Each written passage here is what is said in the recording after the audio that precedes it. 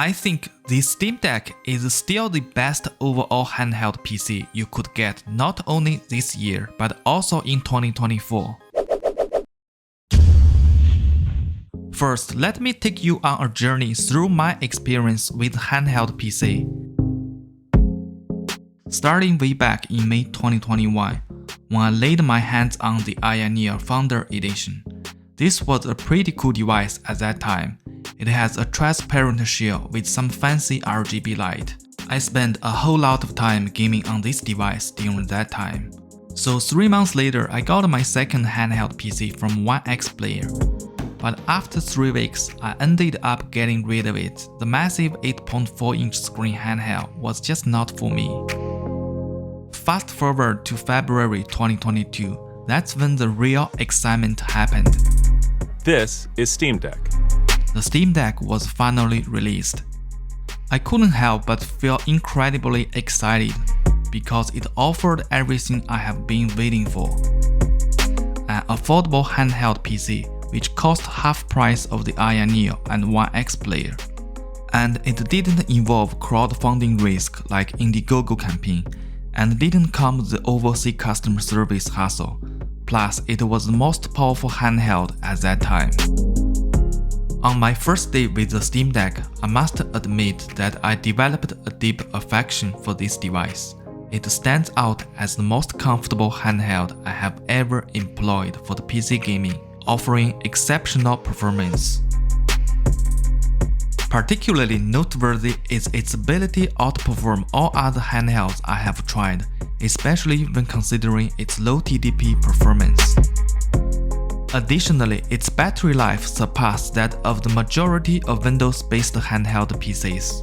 EmuDeck operates smoothly when emulating old systems like PS1, PS2, original Xbox, Wii, Wii U, and 3DS system on the deck. However, it faced some challenges when attempting to emulate more recent systems such as Switch, Xbox 360, and PS3. It's worth noting that even on high-end gaming PC, emulating those newer systems remains a demanding task. I had been enjoying gaming on my Steam Deck for over a year before June 13, 2023 arrived. On this particular day, the Asus ROG Ally was officially launched.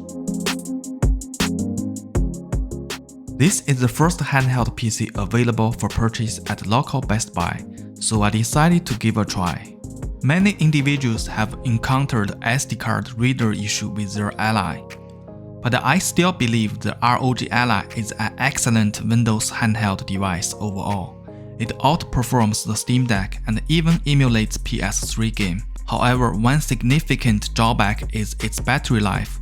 When playing most of my AAA titles, I only can get around 45 minutes of gameplay before needing to recharge the device. As a result, I find myself needing to keep my Ally charged most of the time.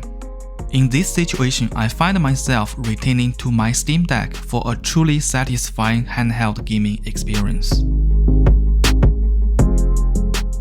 In under a month, on November 1st, 2023, the Legion Go will be available on the shelf at Best Buy.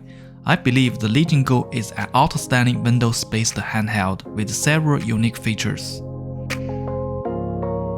I had doubts about whether I should get this one. Additionally, I posted a similar question on my channel's community to see how you guys would respond to the Legion Go.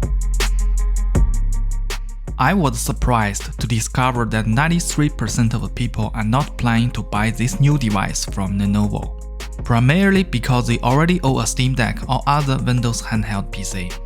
My decision regarding the Legion Go aligns with the majority of you guys.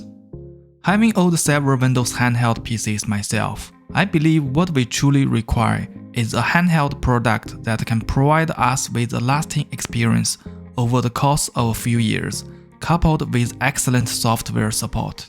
This approach seems more sensible than constantly chasing after new hardware every single year.